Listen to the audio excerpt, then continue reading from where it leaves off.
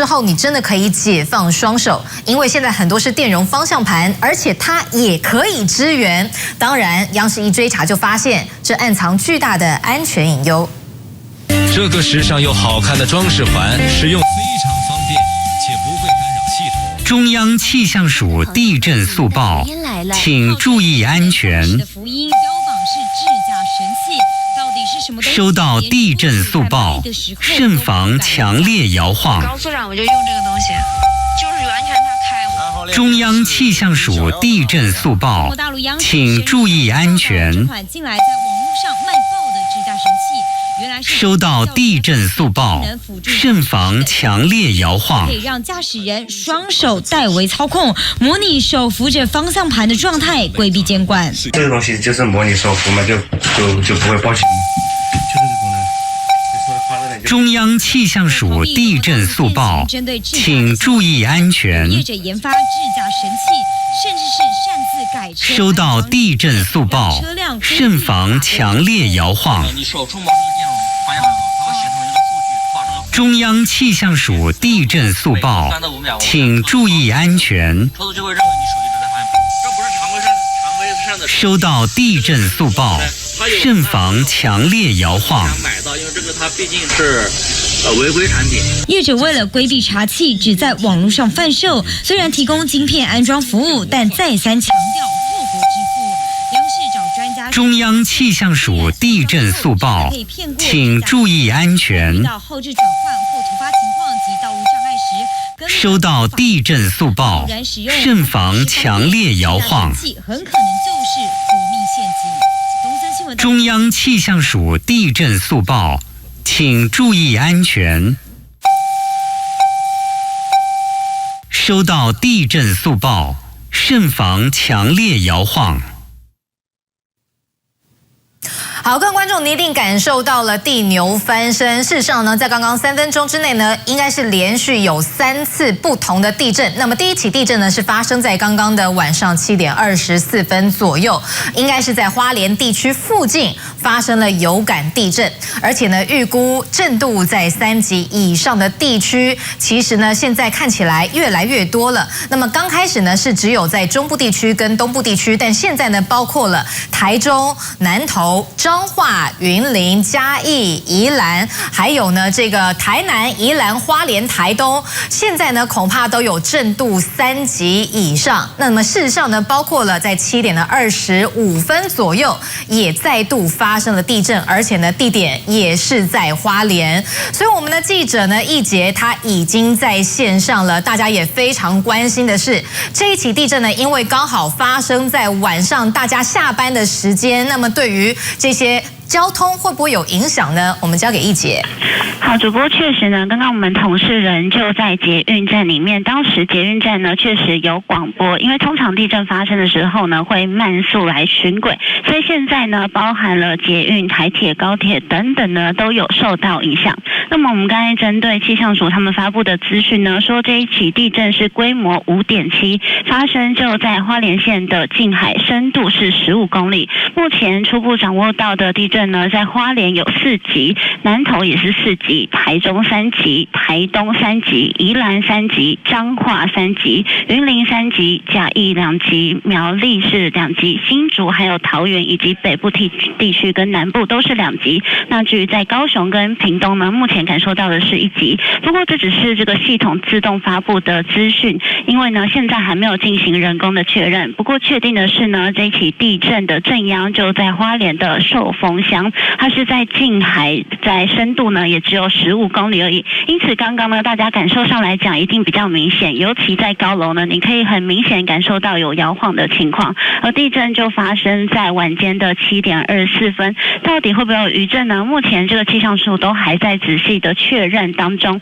那当然刚刚有提到的地震一发生的时候，包含捷运还有台铁还有高铁，他们呢都会暂停的来进行巡轨，确认没有问题才会继续续通行。现在又刚好是下班时间，晚上7点多的时候，所以如果有搭车的民众一定要特别注意地震的资讯。那再为您重复一次，到底这个地震震度有多大呢？就在花莲的近海寿丰乡那里发生了地震，深度是15公里。目前气象署掌握到的资讯呢，是包含了花莲有4级，南投4级，台中3级，台东3级，在宜兰、彰化、云林、嘉义跟苗栗都是2级的。至于在新竹还有桃园的地区是2级，那高雄、屏东是1级。这个目前呢都还要再这个是系统自动发布的，是气象署呢他们都还要再进行进一步的确认。不过现在的这个防灾中心呢，气象署它有说在花莲地区发生了有感地震，提醒民众呢千万要特别留意。以上是我们掌握到的最新消息，主播。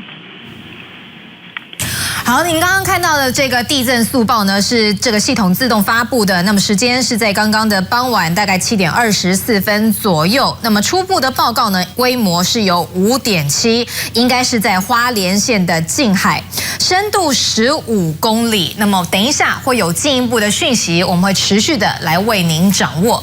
不过接下来很多人也非常关心的是，2026台湾灯会要在嘉义县登场了。这一次是以光游嘉义超级有型为主轴，还首度跨国合作了人气 IP 超级马里欧，会有2公顷的相关灯区，专属的专型小提灯也率先曝光。白蓝猫等你来嘉义。好，继续来关心，就是刚刚发生在7点24分的这一起有感地震，规模有5.7，而各地的震度还有状况到底如何？马上连线，请泽瑞告诉大家。没错，在刚刚稍早7点24分的时候，想必大家都感觉到明显的摇晃。那尤其呢，其实在整个花莲地区的观众朋友感受又是更加的明显。而事实上，在我们所在的位置，也就是在台北车站旁边的这个东森新闻的这个总部大楼这边，我们是位处在12楼。实际上，刚刚地震的时候也感受到有蛮明显的摇晃。好，目前呢，中央气象署呢也已经发布了，也就是刚刚稍早地震的相关的资讯。我们所可以看到是在刚刚稍早7点24分左右，这震央的位置呢就在花莲地区。那预估呢，其实在整个规模的部分呢是来到了5.7。另外呢，它的深度其实只有24公里，算是一个浅层的地震。也因此可以看到，在整个震央周边，包括在花莲是有4级，南投是有4级，台中还有在台东、宜兰、彰化、云林都有3级的震度。除此之外，包括像是在嘉义县，还有在苗栗、新竹县、桃园、新竹市、新北市、嘉义市，还有包括在台南都有2级的震度。至于在高雄、台北、基隆、屏东、澎湖则是有1级的震度，因此你透过地面上你可以看到，其实几乎是全台有感的。而现在在画面当中，你可以看到，这个是刚刚在地震的第一时间的时候，我们看到的是在台北捷运公司其实是立刻来做一个相关的一个评审，那后续呢还会再做巡检，那确定呢整个没有轨道上没有问题之后呢，就会进一步的来做加速。当然，从画面当中也可以看到，在整个事实上，在民众呢位处比较高楼的地方，在地震的第一时间，其实这个吊灯都是左右的一个摇晃。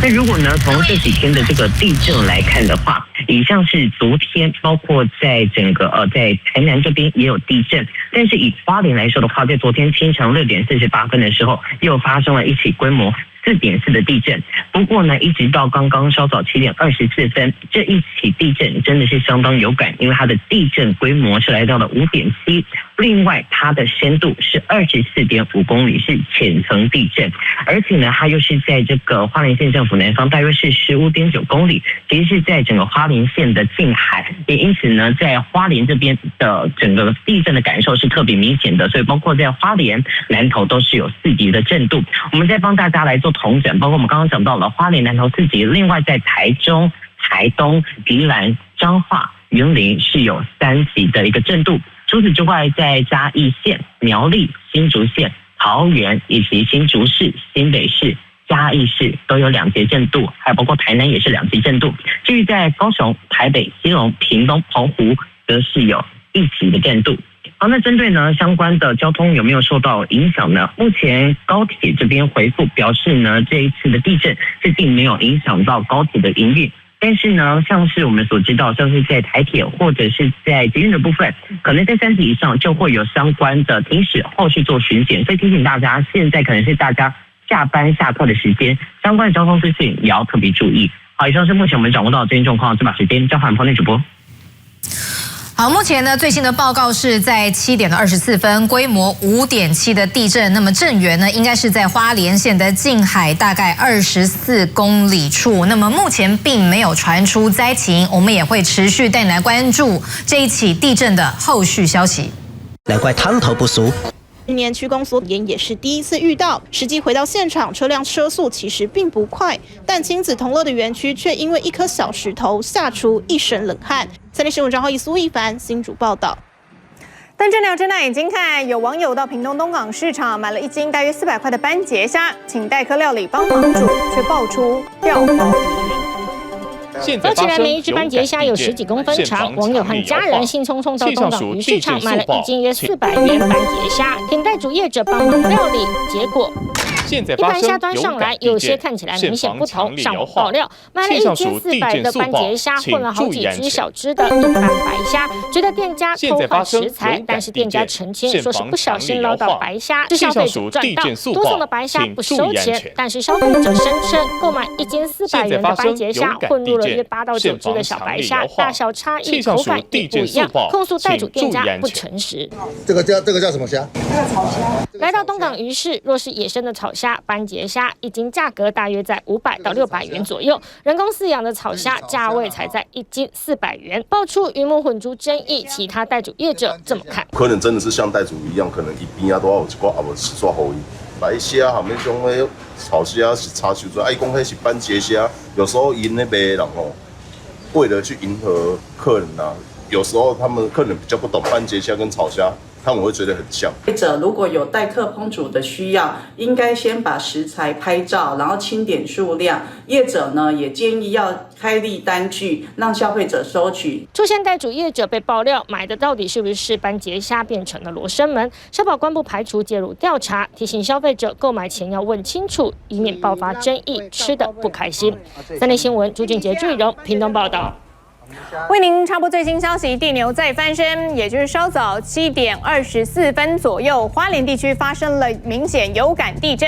现在预估震度以上3级以上的地区，包括了新竹、苗栗、台中南投、彰化、云林、嘉义、台南跟宜花东。但到底这样在哪里，规模有多大？稍后3立新闻掌握了最新消息时候，会第一时间为您做插播报道。继续带您看台北市万华知名的青山宫即将在明天绕境。今天下午万华就很热闹，各大庙宇像是桃园护国宫陆续来到青山宫参礼祝寿，现场热闹非凡。锣鼓喧天，鞭炮声四起。而最新消息，稍早之前，晚间7点24分，花莲发生了规模5.7的地震，而且震央是在花莲近海，而深度很浅，只有24.5公里，最大震度花莲4级。相关目前我们最新消息传出，连线我们的记者王一德，一德请说。好，那也关心在稍早大约是7点半左右的时间，是发生了瑞士规模5.7的有感地震。那震央位于呢是北纬23.85度，东经121.65度。那这个震央大概是在花莲的近海这个位置。那我们也看到呢，地震的深度大概是24.5公里。它在南投县地区呢，最大震度是来到了4级。那花莲县地区的最大震度也是来到4级。那在宜兰地区呢，最大震度是3级。那至于呢，在台中地区最大震度也是3级，还有台东地区呢最大震度是3级。那彰化县地区呢，这个最大震度也是3级，还有云林的最大震度呢也是3级。那在新北呢，这个最大震度是来到2级。那在苗栗还有这个桃园地区，其实最大震度呢也都是2级。那包含呢像是嘉义啊、新竹、这个台南市等等地区，其实最大震度呢也是来到2级。那至于呢在台北地区呢，其实最大震度虽然说只有1级，不过其实我们刚刚在台北地区呢，其实呢也是可以感受到明显的这个震度，因为当时呢这个地震呢是先让我们感受到其实是有这个上下摇晃的感觉，紧接着呢是左右摇晃。那其实呢，在这个好的，画面上您可以看到，稍早之前就在晚间7点24分，在花莲地区发生了规模5.7的地震，不止在花莲震度最大有4级，甚至双北都明显的有感。但各地有没有最新灾情？稍后有最新消息传出，我们会第一时间为您掌握。休息一下，稍后马上回来。很满意的哦。那么其实呢，双方不是盟友嘛，可是呢，克里姆林宫的发言人还赞许说，这个战略的调整呢是符合俄罗斯的愿景。好，那看起来美国跟俄罗斯之间似乎关系也有所缓和。俄乌战火未停，美国白宫负责俄乌特使凯洛格表示，已经非常接近达成终止乌克兰战争协议，但还是有2大问题没解决，包含乌克兰顿巴斯地区以及扎波罗热核电厂的未来。现在发生有感地震，慎防强烈摇晃。气象署地震速报，请注意安全。现在发生有感地震，路透社报道，凯洛格将在明年1月卸下俄乌问题特使职务。他表示，解决俄乌冲突只剩最后10公尺，但最后阶段总是困难重重。至于川普方面则表示，对乌克兰总统泽伦斯基没有认真要结束俄乌战争的态度。And I have to say that I'm a little bit disappointed that President Zelensky hasn't yet read the proposal. 泽伦斯基还没阅读俄乌战争计划提案，让川普有点不开心。对此，泽伦斯基这样表示 Американські представники знають базові українські позиції. Це була розмова конструктивна, хоч і непроста. 泽伦斯基认为，与美国谈判有关乌克兰和平方案对话过程不太轻松，未来几天还打算与欧洲领袖协商。But is your hunch that President Trump is going to walk away? I think he may. What's good about my father and what's unique about my father is you don't know what he's going to do. 与此同时，川普长子小唐纳川普也认为，泽伦斯基刻意拖延战争，加上乌克兰腐败富豪都逃往海外，川普很有可能会放弃调停战况。这样下去，俄乌战争有没有结束一天，打上大大问号。三立新闻林志报道。大家有感受到吗？就在刚刚7点24分的时候，地牛翻身了，发生了地震啊。那么预计是在花莲地区，那么在震度3级以上的，可能会包括了新竹、苗栗、台中、南投、彰化、云林、嘉义、台南、宜兰、花莲以及台东。那么有任何最新关于地震的资讯，我们稍后也会随时为大家有最新的掌握。好，接着呢，我们就来关注现在的乌克兰哦，好吧？那这些。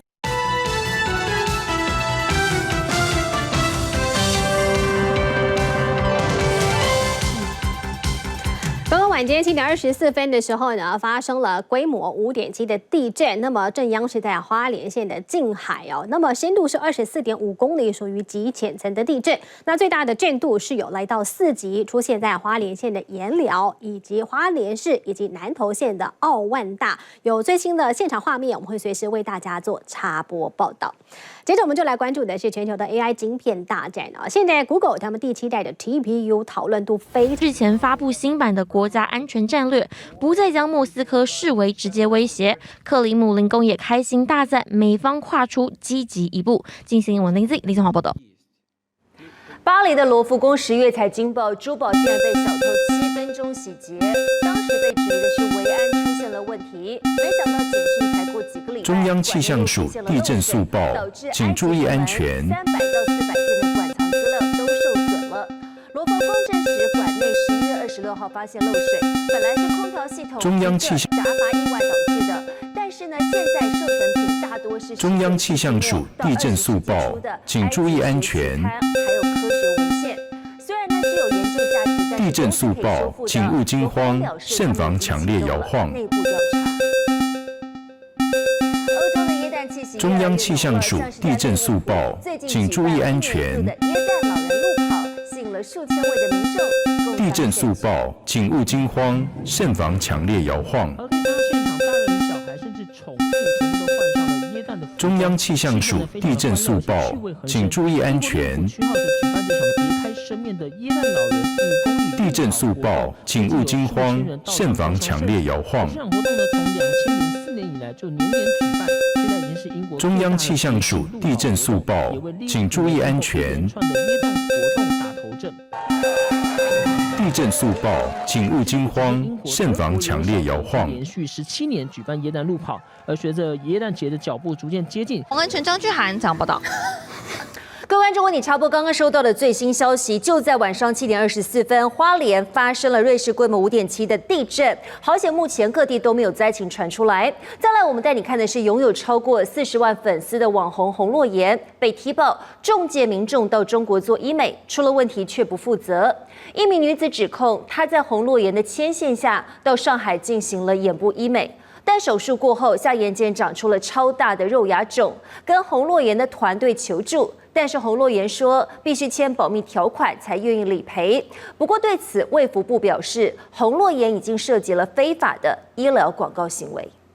因为我的眼睛上的前线的重要军事单位，如今却传出遭诈骗集团攻破。检方查出一名马防部增信上士与诈团勾结，以经网拍手账户为由，向同袍士官兵以每月3到5千不等租用账号和账户，更以1对1方式单独联系，刻意低调。而经马防部清查，仅仅有超过60人涉案。这除了是一个扎扎实实违法乱纪的犯行之外，也产生了一个军队安全的脆弱点。产生了国安疑虑，前线的军纪败坏至此，哪有什么战力可言？驻守在马祖的国军明明每月可领取3级离岛加给，大约9700元。如今卖账户供诈团洗钱，除了面临3到5年刑责，更可能遭军方汰除。而这回牵连范围之大，也恐怕冲击岛上兵力。遭网友讥讽，南竿成了 KK 园区第2，更重创国军形象。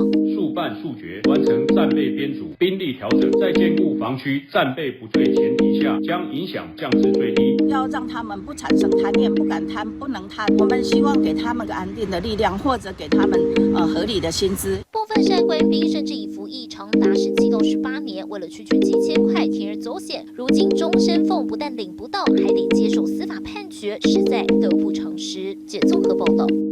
差不多我们刚刚收到最新消息就在刚刚7点24分左右，在花莲发生了有感地震哦。那么其实刚刚包括了呢，在这个台北的摄影棚，我们也感受到这个些微的摇晃。那么包括了呢，这个预估呢，目前收到最新的消息，预估这个震度3级以上地区，包括了台中、南投、彰化、云林、嘉义、宜兰、花莲，还有台东。这是我们刚刚收到关于这个地震速报的最新消息。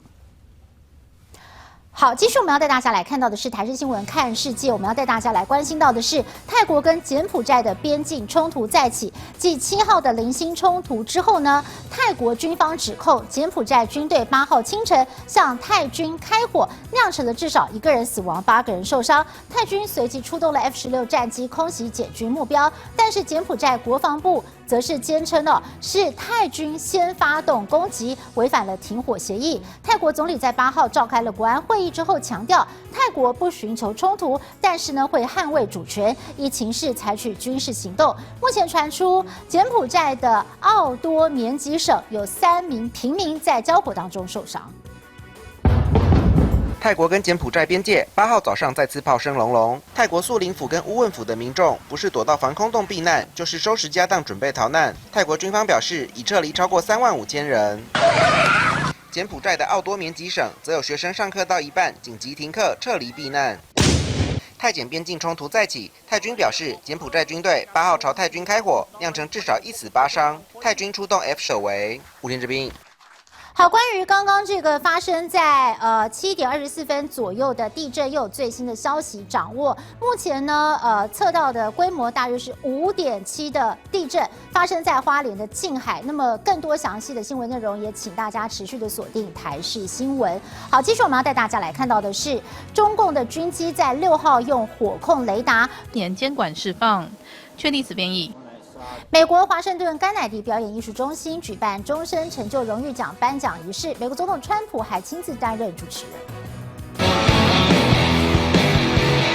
气象署地震速报，现在发生有感地震，请注意安全。哎呦，小虎哥，这个菜送给你了。后嘎仔呢，你有提醒我，我女儿满25岁，她现在专心在读博士，一样要保国保。那是当然啦，保费政府至少帮你出40%哦，不堪丢。哇，好方便，国保保费也一样哎。可以多元支付，真的方便、快速。国宝多元角，保障无告号。观众朋友们，要插播一则最新消息，是目前发生了有感地震。我们带你来看到目前收到中央气象署的最新资讯的部分了。好，关于这起地震呢，目前我们得知许多的地区是到达3级以上的震度的。好，包括我们刚才看到呢，是有台中、彰化、云林，还有许多的地区，还有包括了台南、宜兰、花莲跟台东，以及呢嘉义的部分，预估这个震度是到达3级以上的地区。而且呢，目前震央疑似是出现在花莲这边。好，稍后气象署会有更多的详细资讯，我们会随时为您来做插播报道，也建议大家地震发生的当下不要慌张，好，请务必注意相关的资讯，我们稍后为您来做插播报道。好，根据了解呢，这个地震是发生在大约晚上的7点24分的时候，花莲地区就发生了瑞士规模6.5的地震。根据了解呢，在地震速报的方面，好，这个震央位置呢是位在花莲这边，深度是约20公里的。震度的部分呢，目前得知花莲县是5弱，新竹县是3级，苗栗县呢是3级。好，包括了台中市、南投县、彰化县也是3级的部分，还有云林县、嘉义市是3级。好，嘉义县的部分，台南市呢，还有呢宜兰县也是3级。好，我们的记者呢柔蓉掌握到了最新的地震情况，我们把时间交给柔蓉。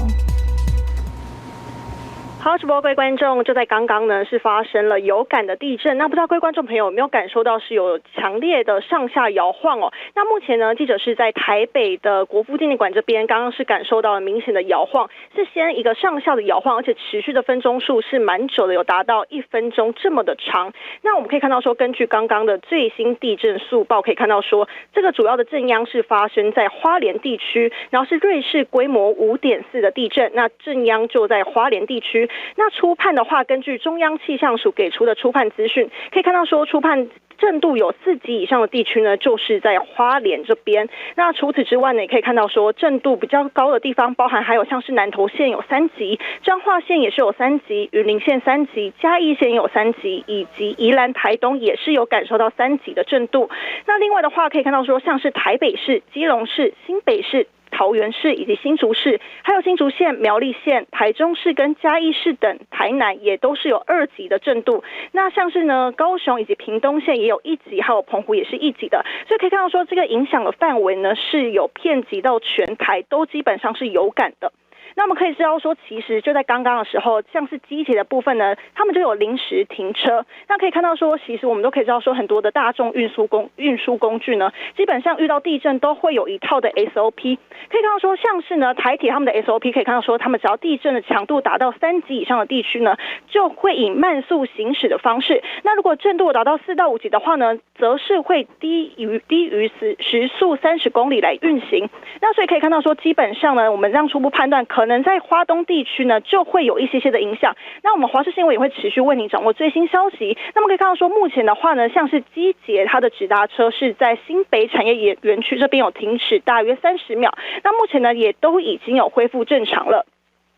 那我们可以看到说，其实就是我们刚刚台北市的震度呢有比较大一点点。那原因就是因为为什么台北的感受会这么的剧烈？明明震央就是在东部地区。那如果观众很好奇的话，我们可以来解释一下。原因就是因为台北呢，它主要是一个盆地的地形，因此呢会有一些像是布丁跟果冻效应。所以呢，只要是有发生地震的话呢，所以台北盆地呢就会有一些轻微的震度，所以摇晃起来可能破坏率就会比较大一点点。摇晃时间呢也会比中南部的平原地形还要来得更久。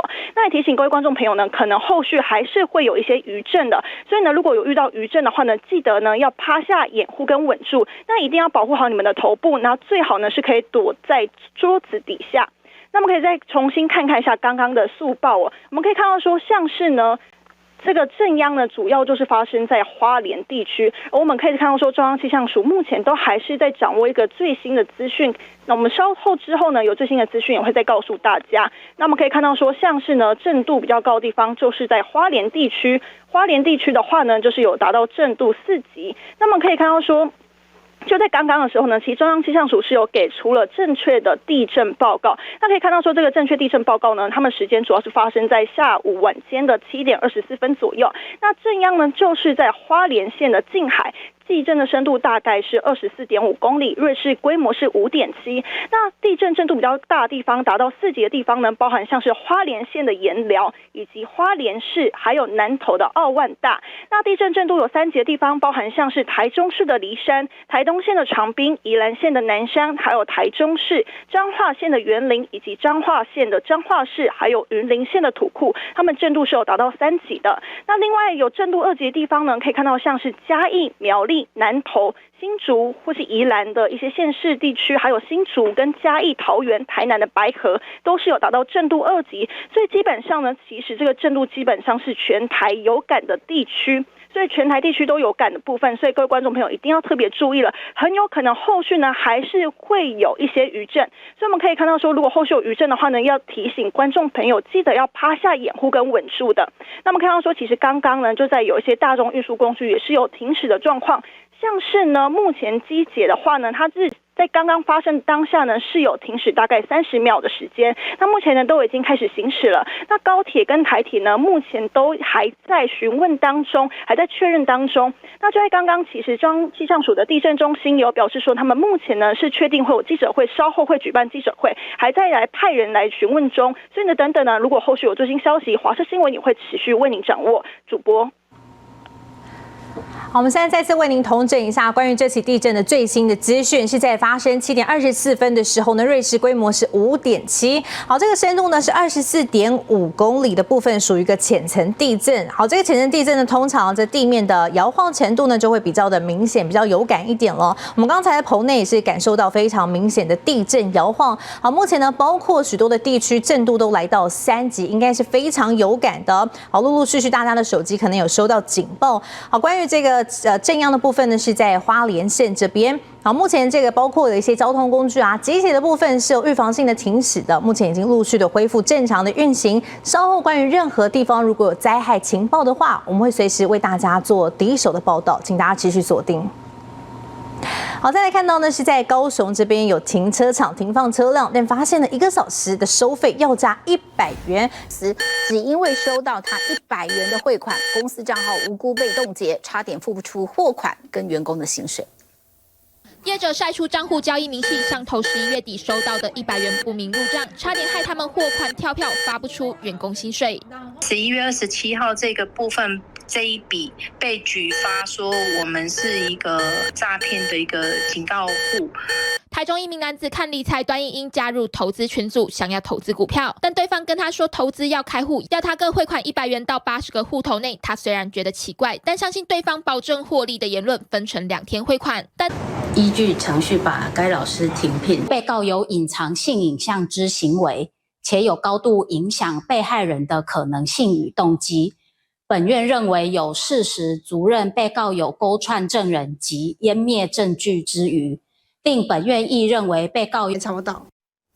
好，提供给您最新的地震消息，就在稍早3分钟前7点24分，地牛翻身。最新的地震讯息，我们交给慧贤。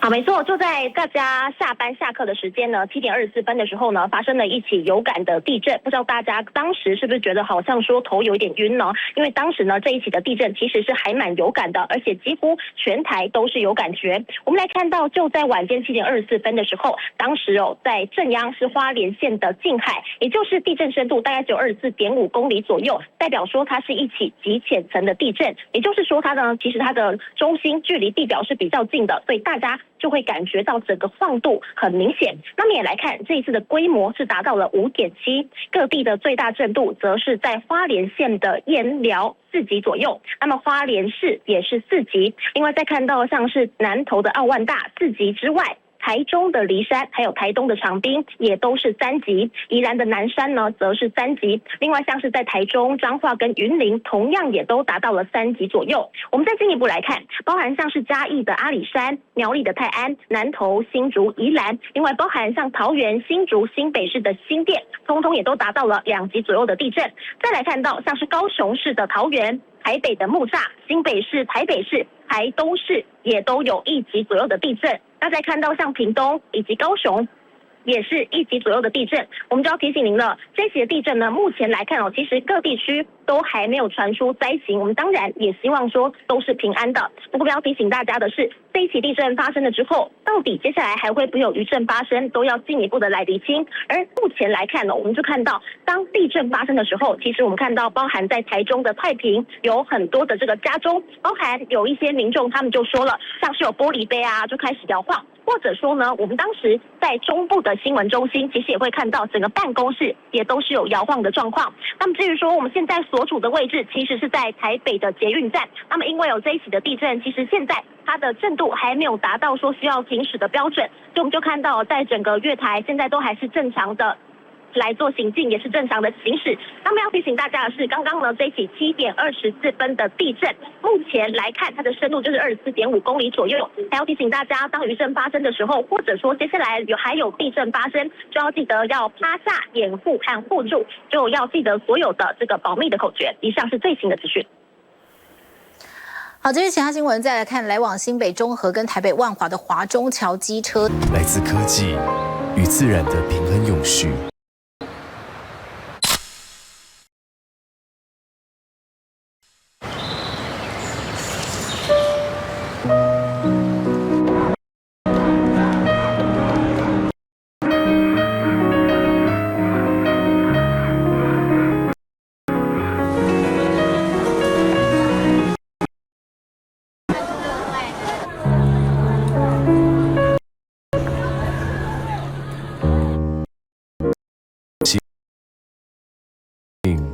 不只是电信，科技的光照亮您我，脚韧性前进，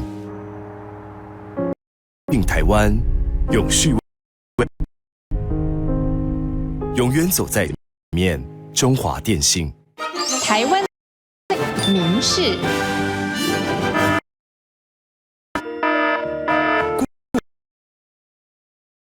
放心去拼，顾胃肠。来金十字胃肠药，这是入冬以来最冷。民视新闻林玉宪综合报道。好，在刚才晚间7点24分左右，花莲地区发生了有感的地震。我们新北市林口区民视的所在地是相当有这个剧烈的摇晃的感觉。那么初步判定这个震度4级以上的地区是有花莲，不过也请观众朋友做好相关的防震措施，也不用这个过度的恐慌。我们有最新消息会再随时为您来掌握。我们接着持续带你来关心的是宜兰这里常年都发生有越南籍移工跟当地的渔民在抢捞鳗鱼苗。最近在壮围海边还发现竟然被插上了越南国旗。海边沙滩求删减预算。这个警察局局长，你来到台中到现在为止，建设大台中这本刊物你看过吗？报告没有。绿营议员手拿一本市政刊物《建设大台中》，来个随堂考，询问各局处首长看过吗？警察局长不知道，消防局长认知有限，教育局长认为你铺路叫做你的建设成果，表示你每年花这200万根本没有功能，做卢市长的形象宣传，在教育局局长眼中铺道路叫做你们的建设成果，叫做卢市长的远见。翻开《建设大台中》，除了报道台起诉，更具体求处1年6月以上刑期。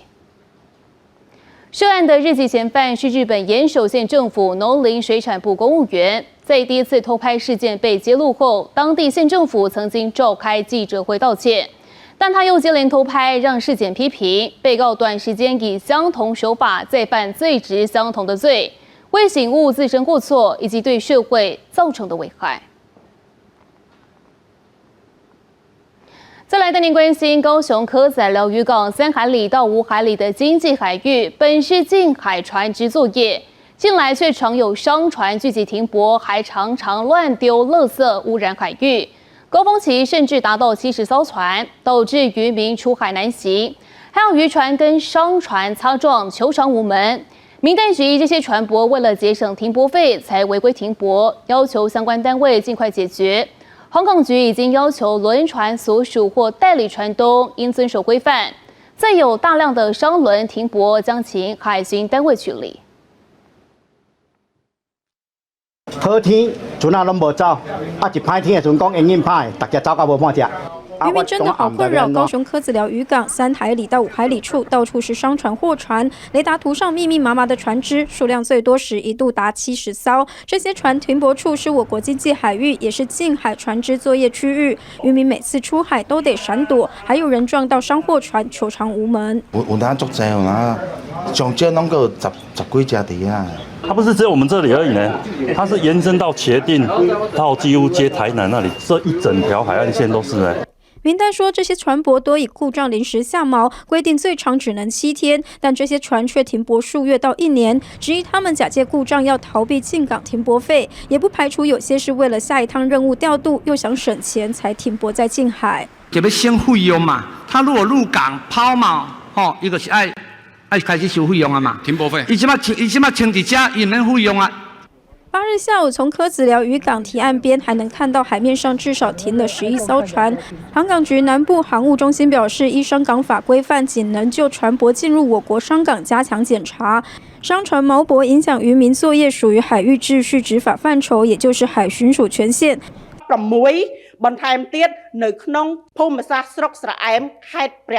对于掀起新一轮的边境战事，泰国和柬埔寨则是互相指责对方破坏和平。泰国军方表示，是柬埔寨先以 BM-21 火箭炮攻击泰国的平民，才会有这一次的冲突。而泰国则是为了压制攻势，才会迅速调派 F-16战机轰炸多个柬埔寨的军事目标。面对指控，柬埔寨表示只有采取防御的姿态，没有发动还击。รวมทั้งมีการประสานขอรับการสนับสนุนการใช้อากาศยานของกองทัพอากาศในการปล่อยนะครับอาวุธนะครับเพื่อยับยั้งการโจมตีของทหารกัมพูชาซึ่งถือเป็นความจำเป็นในการป้องกันตนเองหลังพบว่าทางฝ่ายกัมพูชามีการใช้อาวุธยิงสนับสนุนต่อฝ่ายไทยอย่างต่อเนื่องครับ泰国国防部表示，已经有超过3.5万名居民撤离边境，前往避难所，还有更多人逃往其他地方或是投靠亲友。高放射性废弃物的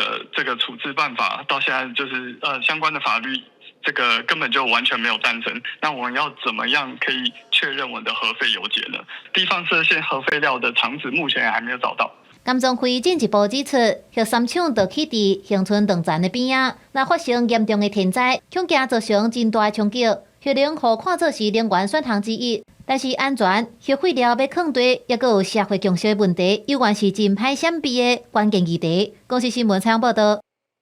高雄蚵仔寮渔港这3海里到5海里是经济海域，本地是有人伫遐掠鱼，不过最近有真侪商船停换来，所乱弹本所造成海洋污染，甚至害渔民拢无法度出港。民代就质疑讲，可能是无要纳这停船费，才违规停伫咧港外。那市政府就讲，航港局已经要求因爱遵守规范，那搁再来停海巡单位会甲因赶走。好天船啊拢无走，一歹天的时阵讲营运歹，大家走到无半只。高雄蚵仔寮渔港3海里至5海里的所在，四界拢是商船甲货船，雷达顶悬码拢是船仔，数量上侪有甲70只。这个船仔钓的所在是咱国境际海域，嘛是近海船仔掠鱼的所在。渔民计若出海拢爱闪来闪去，也佫有人去弄着商船、货船，煞是无地讨赔。有单足济啦，上少拢有十几只伫啊。它不是只有我们这里而已呢，它是延伸到茄萣，到几乎接台南那里，这一整条海岸线都是呢。未代讲，这船仔大部分拢以各种的理由拍定，目前规定上久敢若会当休7天。不过，这船仔煞是停伫遐几个月至1年，即个因是惊用各种的名义，想要抓免纳入港停船的费用，嘛无排除有的是为着后一撮任务调度，想要省钱才会休伫近海。就要省费用嘛，他如果入港抛锚。伊就是爱开始收费用啊嘛，停泊费。伊即马清一只，伊免费用啊。七八下晡为蚵仔寮渔港捕虾看出去，海面至少有休11只船。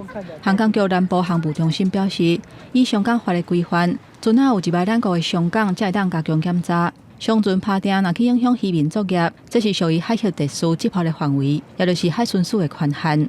不过海巡署回应讲，商船货船停的所在，并不是一般拍定的所在。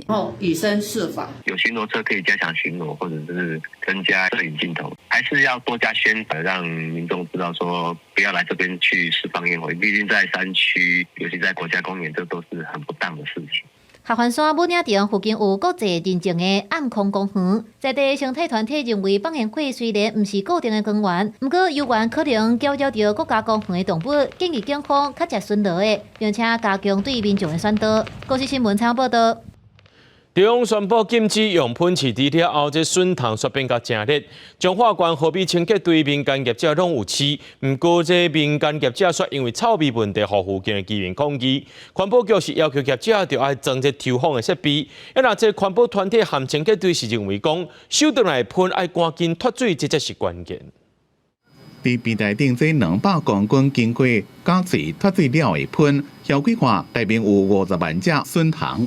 10天内就规个拢食了了。彰化县河滨林清洁队国家开始。上礼拜去台中吗？上礼拜就是算我们的自媒体流量变现的大会。两人长达5年情谊，来自出所时那通关键电话。如果第一通电话其实他过往的不好的朋友，或者他黑道帮派的大哥，那帮他接风，可能到酒店开毒趴等等的，那这个孩子就会被带走了。所以我们在做的工作就是在跟黑道抢人。有抢赢，就第一通电话。对啊，但是第2通电话也是大哥打过来，就是天使与恶魔，你知道吗？出来之后你很窘迫啊，你那境况很窘迫，就是没有钱。少年或许无法马上回头，但陈彦君始终相信陪伴是股强大力量。没有把对成功的定义放在可能我要帮助多少少年，我觉得我在于是我希望可以在他们人生的这个阶段，在有需要的时候，有人可以陪着他们。我相信他自己会长出他自己的能量。看到我朋友就是一个一个就慢慢的就都进去关了，这一辈子就是进去关出来，进去关出来。那人生的意义到底是什么？我就不想要这样了。然后后面社工还是持续的关心，没有放弃我，对吧？就是我就想说，好了，那这次给自己一个机会啊，刺青啊，就他会吓到人。曾是武装自己的刺青，如今不再需要展露。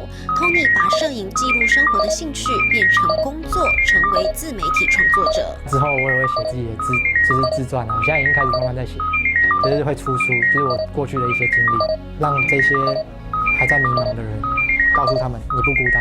在少管所里面，他们的眼神是看不到希望的。那一直到我们的陪伴之后，他可能找到自己人生的目标，他们的眼睛是闪闪发亮的。我觉得那个时刻比任何的物质都还要来得有价值。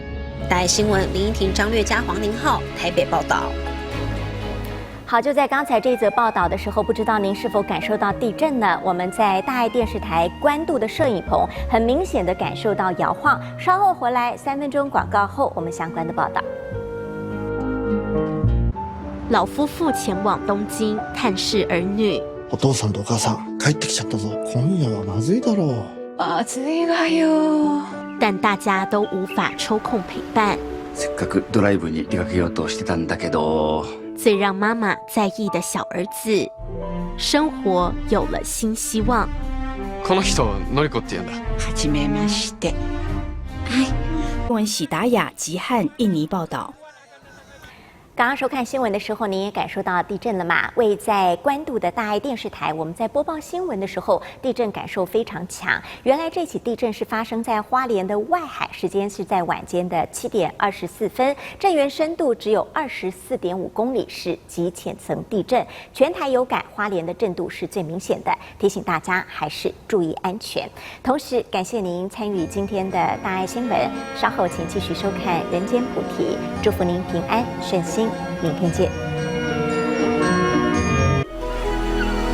都是跟美国利益有关的，包括这些这个冻结的费用由美国自己来掌握，怎么样来投资，然后赚到钱归我美国的。川普只想要说把这1500亿丢进的钱把它捞回来。那除此之外，对于整个乌克兰的国家的安全，他可以说是弃之于不顾了。那讲到这边，我们自己要想想看，我们台湾哈，这个我们台湾自己要不要今日乌克兰，明日我们台湾？我记得俄乌刚开始开战的时候，真的很感慨。我们台湾那时候，这个民进党政府在讲什么话？那今天我们都是乌克兰人，好，大家记不记得他讲那种话？那我们也因为讲了这句话以后，被俄罗斯列为一个所谓不友善国家，然后甚至于断了对我们比较便宜的石油、天然气的资源。所以我觉得我们自己台湾真的要看到乌克兰现在这种情形，我们真的要去思考：美国真的可靠吗？美国真的不是一个可靠的国家。好，插播一下哈，在呢7点24分左右，花莲地区发生的有感地震啊，估计震度是3级以上，好，包括了这个新竹市好县呐，好苗栗、台中、南投，还有彰化、云林、嘉义呢，好要特别注意一下。好，有最新消息随时来掌握。广华继续说，记得帮我们按赞。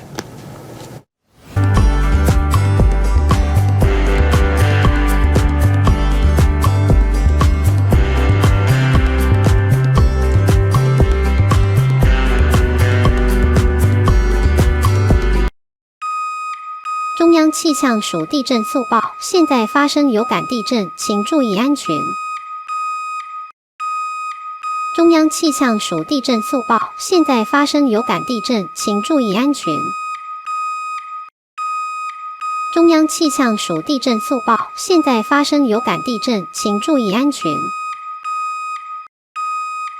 中央气象署地震速报：现在发生有感地震，请注意安全。